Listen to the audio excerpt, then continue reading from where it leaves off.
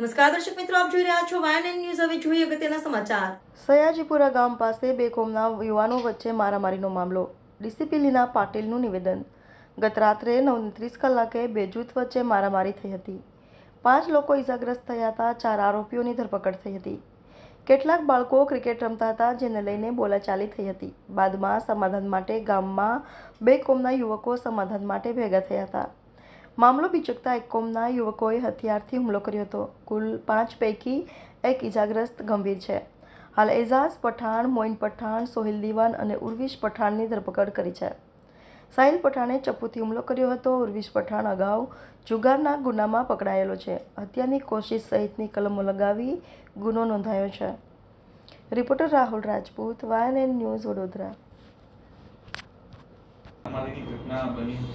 Police તપાસમાં શું બહાર આવ્યું છે, કયા કારણે થઈ હતી અને કેટલા ઇજાગ્રસ્ત હતા અને કેટલા આરોપીઓની પોલીસે અટકાયત કરી છે? ગઈ રાત્રે 9:30ની આસપાસ એક સયાજીપુરા ગામમાં બે જૂથ વચ્ચે માથાકૂટ થયેલી છે, જેમાં એક ગ્રુપમાં 5 જણા જે છે ઇજાગ્રસ્ત થયેલા છે અને 4 જેટલા આરોપીઓ છે એના વિરુદ્ધમાં 307 મારી નાખવાની કોશિશ અને એટ્રોસિટી એક્ટ હેઠળનો ગુનો દાખલ કરવામાં આવ્યો છે।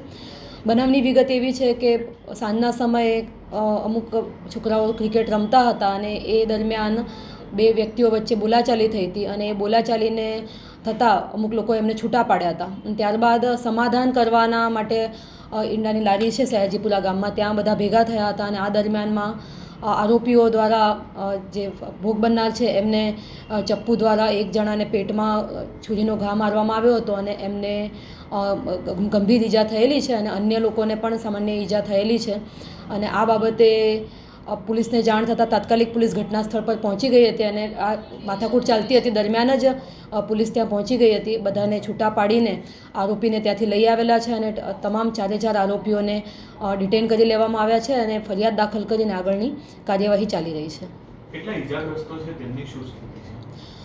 જે ઇજાગ્રસ્ત છે એ ટોટલ 5 જણા છે અને એમાં એક વ્યક્તિને ગંભીર ઈજા છે અને જેમને એડમિટ કરવામાં આવ્યા છે। અન્ય વ્યક્તિઓને નાની મોટી ઈજાઓ છે અને એ લોકોની અત્યારે હાલત સ્થિર છે।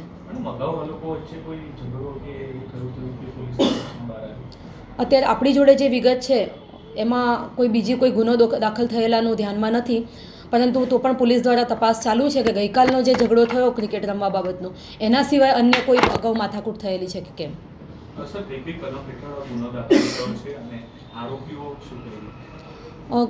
એટ્રોસિટી એક્ટની કલમ અને સાથે સાથે આઈપીસીની 307 અને 326ની એટલે કે જાનથી મારી નાખવાની અને ગંભીર ઈજાની કલમો સાથેનો ગુનો દાખલ થયેલો છે। શું કે એનું નામ સાહિલ પઠાણ છે। અત્યારે હાલમાં બધી તપાસ ચાલી રહી છે અને મોટાભાગના યંગ એજના છોકરાઓ છે કે જે મજૂરી કરતા હોય એ ટાઈપના છોકરાઓ છે અને અત્યારે આરોપીઓને ડિટેન કરીને આગળની પૂછપરછની અને કાયદેસરની કાર્યવાહી ચાલુ છે। અત્યારે તપાસમાં બધી કાર્યવાહી ચાલી રહી છે। અત્યારે આપણા જે રેકર્ડ છે એની અંદર કોઈ ગુનો નોંધાયેલો ધ્યાનમાં આવ્યું નથી, પરંતુ ઉર્વિશ છે એના વિરુદ્ધમાં જુગાર આંકડાનો એક ગુનો નોંધાયેલો છે બાપત પોલીસ સ્ટેશનમાં।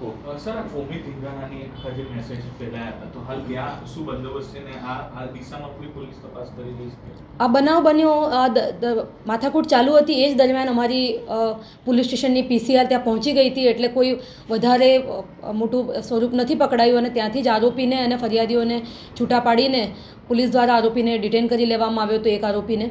અને પોલીસ દ્વારા ત્યાં રાત્રે તમામ પોઈન્ટ ઉપર બંદોબસ્ત રાખવામાં આવ્યો છે। ત્યાંના આગેવાન અને સરપંચને એમની સાથે અમે સતત સંપર્કમાં છીએ।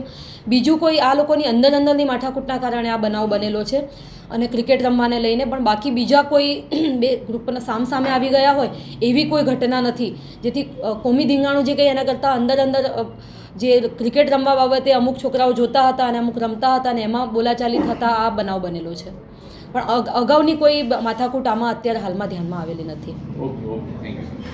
Subscribe now and press the bell icon. Never miss an update.